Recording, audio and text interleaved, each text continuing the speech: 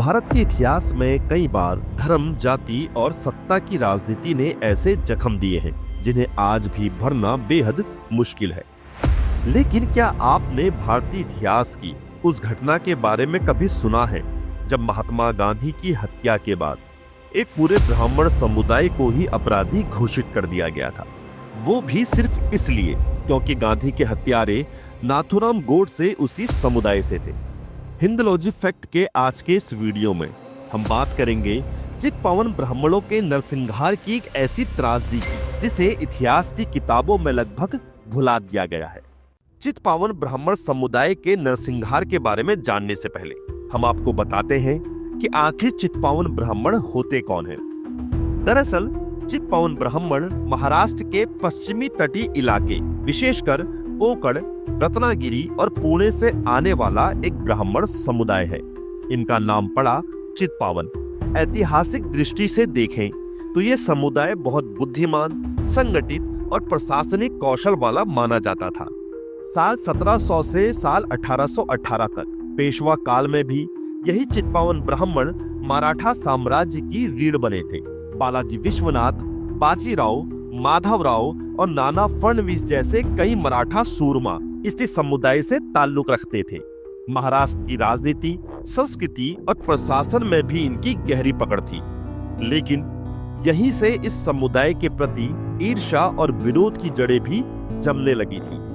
दरअसल जब साल 1818 में अंग्रेजों ने अंतिम मराठा पेशवा बाजीराव सेकंड को हराया और पेशवा सत्ता को समाप्त कर दिया, तब पूरा मराठा साम्राज्य बिखर सा गया और चित्पावन ब्राह्मणों का प्रभाव भी महाराष्ट्र की राजनीति में कम होने लगा। सामान्य मराठा, कुणबी और अन्य जातियों में ये भावना पनपने लगी कि चित्पावन ब्राह्मणों ने सत्ता अपने हाथ में रखकर बाकी मराठी समाज को दबाया था। समय बीतता गया पर यह सामाजिक दरार वैसी की वैसी ही बनी रही। फिर 20वीं सदी तक आते आते जब भारत आजादी के आंदोलन की ओर बढ़ रहा था, तब चित्पावन समुदाय एक बार फिर भारत की राजनीति में सक्रिय हुआ। लोकमान्य बाल गंगाधर तिलक, गोपाल कृष्ण गोखले और वीर सावरकर जैसे देशभक्त ये सभी इसी समुदाय से थे। उनके विचारों ने महाराष्ट्र की राजनीति और राष्ट्रीय आंदोलन को एक नई दिशा दी। लेकिन फिर आया 1948 का वो साल जिसने सब कुछ बदल दिया।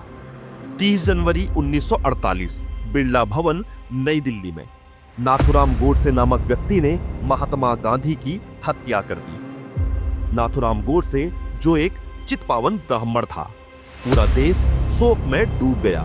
लेकिन कुछ ही घंटों में यह शोक गुस्से में बदल गया। अफवाहें फैली कि गोडसे के पीछे संपूर्ण ब्राह्मण समुदाय का हाथ है।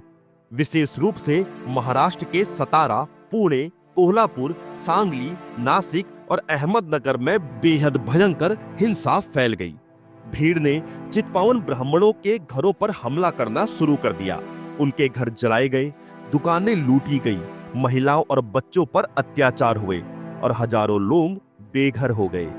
कुछ स्थानीय रिपोर्टों के अनुसार सिर्फ 1948 के फरवरी महीने में 10,000 से अधिक चित्पावन ब्राह्मणों की हत्या कर दी गई थी। कई गांवों में इनका पूरा समुदाय ही खत्म कर दिया गया। रत्नागिरी, सतारा और पुणे जिलों में सबसे अधिक हिंसा हुई। कई लोगों ने तो आत्महत्या तक कर ली क्योंकि वे अपने परिवार के साथ जलती हुई आग में घिर गए थे। महिलाएं और बच्चे तक नहीं बचे। कहते हैं उस समय ब्राह्मण शब्द सुनना भी लोगों के लिए खतरे का संकेत बन गया था। चित्पावन ब्राह्मण समुदाय के लोग अपना सरनेम बदलने लगे। अपने नाम से गोडसे और भट्ट जैसे उपनाम हटाने लगे।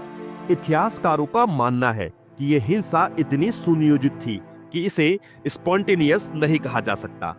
कई नेताओं ने भी इस गुस्से को शांत करने की बजाय इसे नई दिशा दिखा दी। सामाजिक असंतुलन और पुरानी ईर्ष्या ने भी आग में घी का काम किया। इसलिए यह हिंसा सिर्फ एक हत्या का बदला नहीं, बल्कि पुराने द्वेष का विस्फोट थी। उस दौर की सरकारों ने ना तो इसे सांप्रदायिक हिंसा कहा और ना ही किसी आयोग ने इसकी जांच की। और हैरान करने वाली बात तो यह है कि इस पूरी घटना का कोई आधिकारिक आंकड़ा आज तक मौजूद नहीं है। चित्पावन ब्राह्मण समुदाय धीरे धीरे महाराष्ट्र की राजनीति और समाज से हटा दिया गया।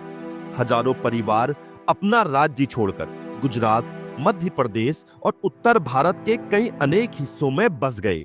जिन परिवारों ने पुणे या सतारा नहीं छोड़ा, उन्होंने अपनी पहचान ही बदल ली।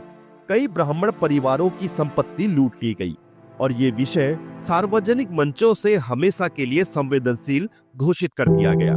इतिहास की किताबों में भी इसका जिक्र शायद ही कहीं मिलता है। ये भारतीय इतिहास की सबसे अनदेखी की गई हिंसा में से एक है। चित्पावन ब्राह्मणों पर हुआ यह अत्याचार किसी भी समुदाय के खिलाफ हिंसा की तरह ही अन्याय था।